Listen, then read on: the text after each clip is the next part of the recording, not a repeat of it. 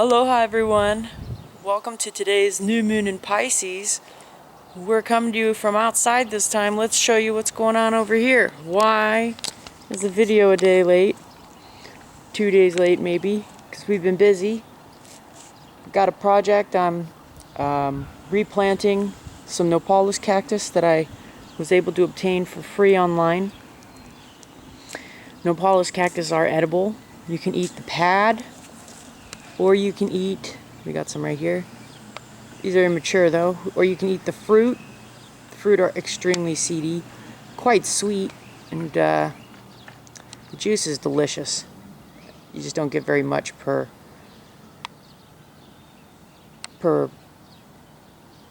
pear? I think they're called pears.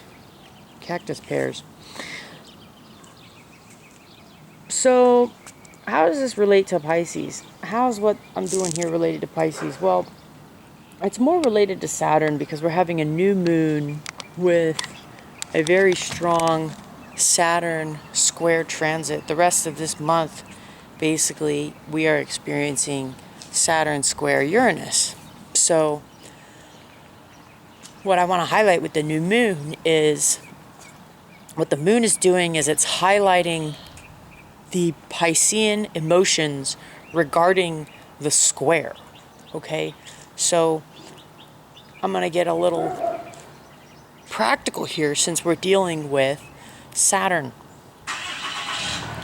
And I'm going to talk about contradictory emotions. And when you have different emotions about something, we still need to get together. And we still need to work together. And that's kind of what's going on between myself and the neighbor. We have differing opinions about how to raise animals. And so the neighbor and I, we are both installing fences between each other, and we're doing different style fences based on how we see fit. And how I see fit is the way I want to illustrate emotions with regard to Saturn and Uranus. So Saturn has recently left Capricorn and moved into Aquarius. And what's been talked about lately is how that is very representative of changing structures, Capricorn, so that we can invite in the new age, Aquarius. And Uranus has been helping in tearing down those old structures in Capricorn so that we can build the new ones actually in Uranus, so that, in Taurus, that's where Uranus is, so that there can be attention to build them in alignment with the Aquarian age, which is where Saturn is now. So my neighbor and I have differing opinions about how things should be done. And, well, the easiest thing in the world would be for me to leave, or for me to find a way to make my neighbors leave. But we're not going to be doing that anymore. We're not going to be worshipping anymore. So instead, I'm going to build a wall. And this wall, to me, is a tribute to Saturn, because Saturn, in essence, is the wall. Saturn is also known as the god of agriculture. Now, most people won't think of a cactus as much in terms of agriculture, but when you live in the desert, it is what it is. Most people know that they need dirt and soil, especially good black soil, to grow crops and food. But here in the desert, what we have is sand. We have rocks and sand. And it just so happens that these guys like rocks and sand, and it just so happens that these guys are edible. So, you can see this nice cement marking here to designate the true property line. And I'm giving my living fence plenty of room to grow and not overextend themselves into the neighbor's yard, nor extend themselves too close to the sidewalk and prick us right back. But yeah, I want to make sure that any predatory animals that my neighbor is keeping as pets do not come into our yard and come after our prey pet animals. And I also am making sure that I'm taking care of my neighbor in a tangent way, because this is food.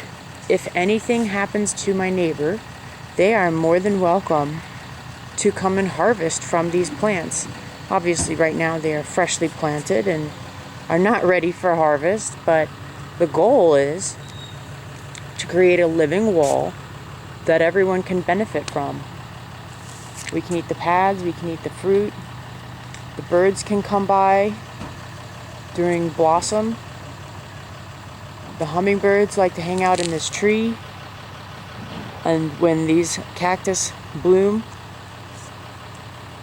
they'll be able to enjoy it as well. So there's this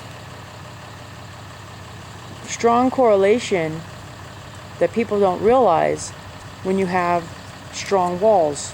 When you treat Saturn appropriately and recognize the lessons that he's really trying to give us, is that we need fences. We need to be able to protect our space.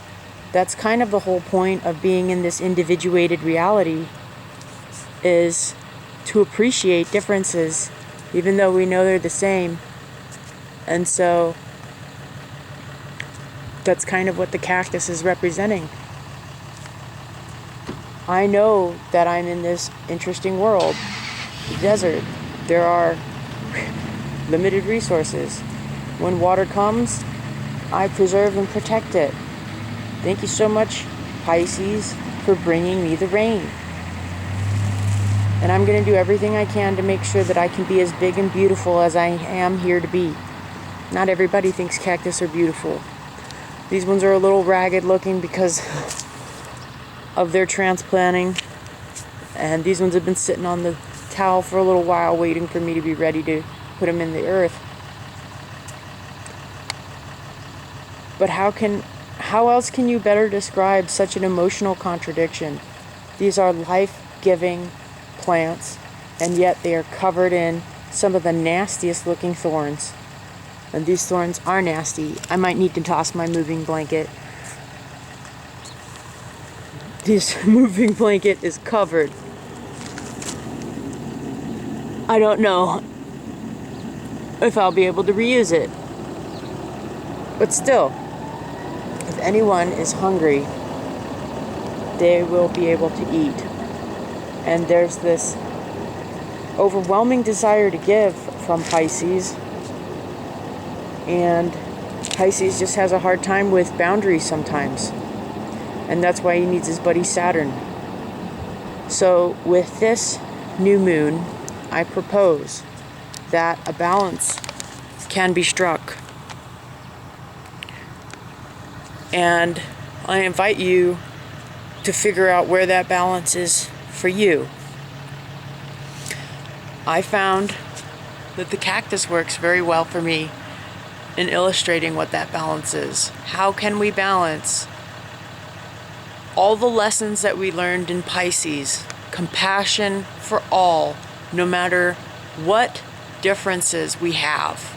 We are all connected. We learned that in the age of Pisces. And now we're moving into the age of Aquarius. How can we take the best of what we learned and correct the worst of what we learned to move forward? Mahalo.